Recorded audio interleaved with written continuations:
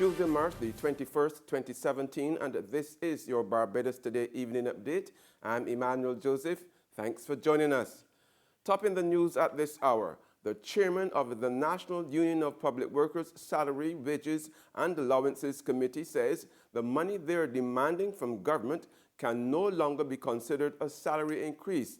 Astor Corey Beckles, who's also the union's general treasurer, is contending that the 23% hike which public workers want cannot be seen as a salary increase, but rather a restoration when the more than 30% raise in the cost of living is factored in.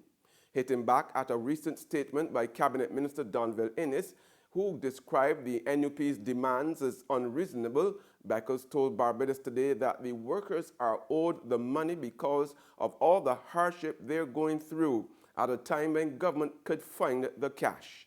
For the past 2 years, the government of Barbados have been trying to convince the public that things were not as bad as they seemed.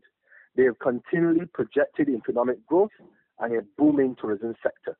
When it has suited them, the economy was good enough to warrant their 10%. Now, the workers in this country are asking for their due. And they were told that the state of the economy is too bad.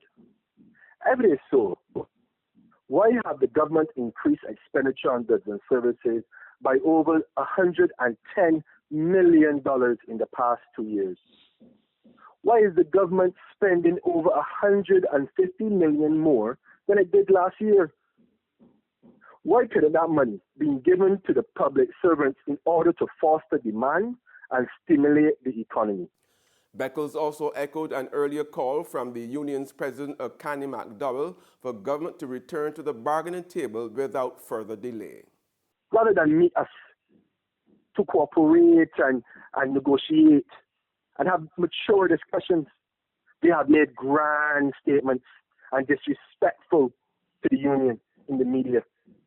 Now tell me, who is frustrating the system?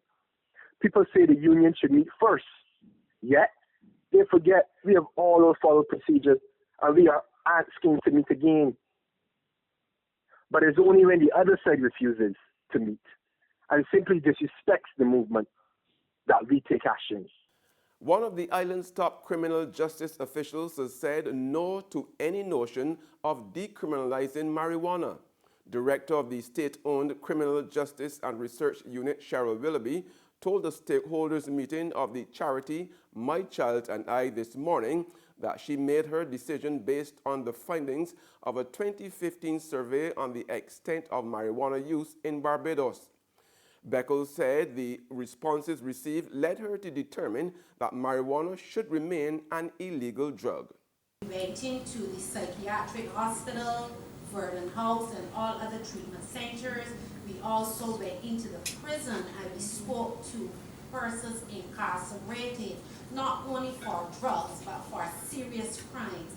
And some of the recommendations that we put out in that project came from those inmates, and some of them begged us to keep marijuana as an illegal drug. And so that was my recommendation to the Attorney General. A survey recently done by my department on marijuana also indicates that drug use is another problem confronting our society.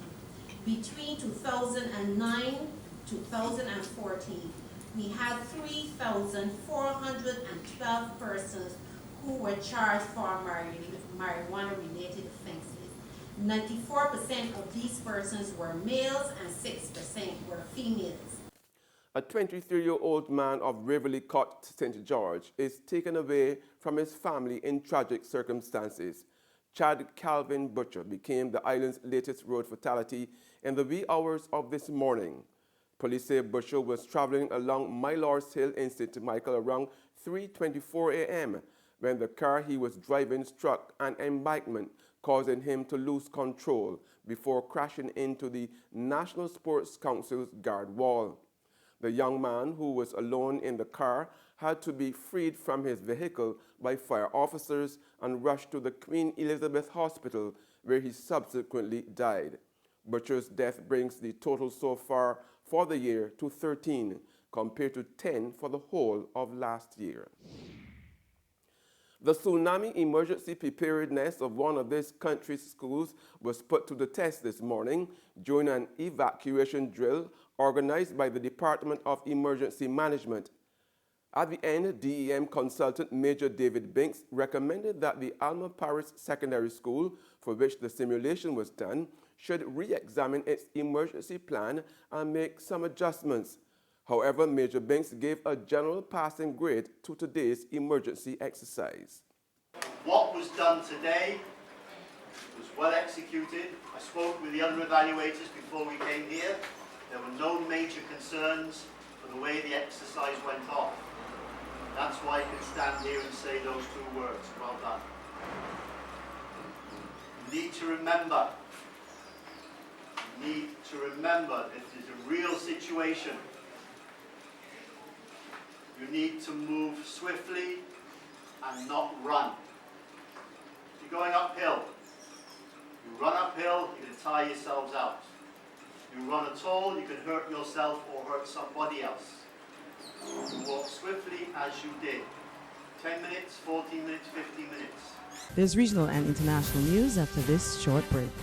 Get your paper, get your paper. Only 225, 220. Who? For what? That's Bear Stale News. I don't read about that on Barbados today since last night. That can't only can't do. 220. Who? The Barbados Today, news you can trust.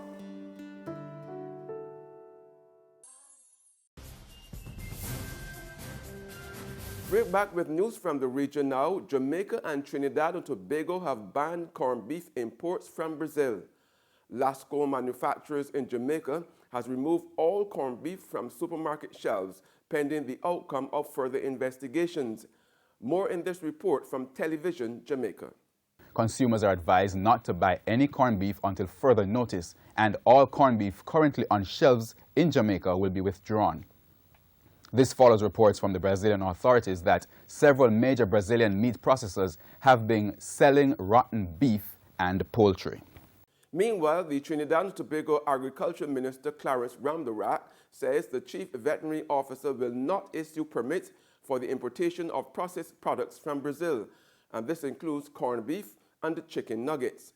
The minister says they are still working on a policy for Brazilian corned beef already in the country. Inspectors in Brazil have been accused of taking bribes to allow sales of tainted food.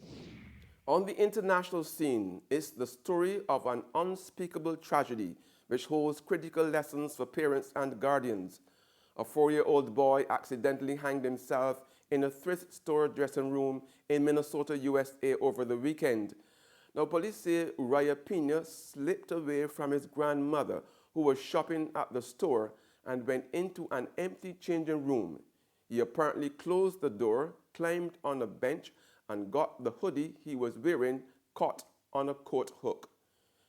His little feet couldn't reach the floor, so he hanged there and suffocated, all the while his grandmother and others frantically looked for him. By the time he was found, it was too late. And finally, this story out of the UK. A rapist has been moved to a women-only prison after having a sex change to become a female.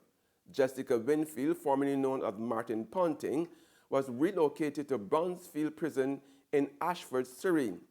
The convicted rapist was previously held at top-security Whitemoor Prison in Cambridgeshire, where she was serving a life sentence.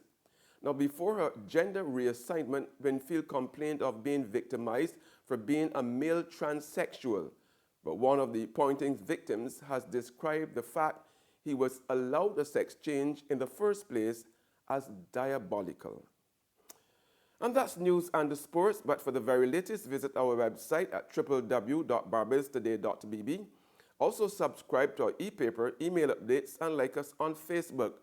We are also on Izumi Media in bus terminals or screenplay at supermarkets and gas stations near you, as well as Channel 99 on Flow TV and Mix 96.9 FM. I'm Emmanuel Joseph. Have a fantastic evening.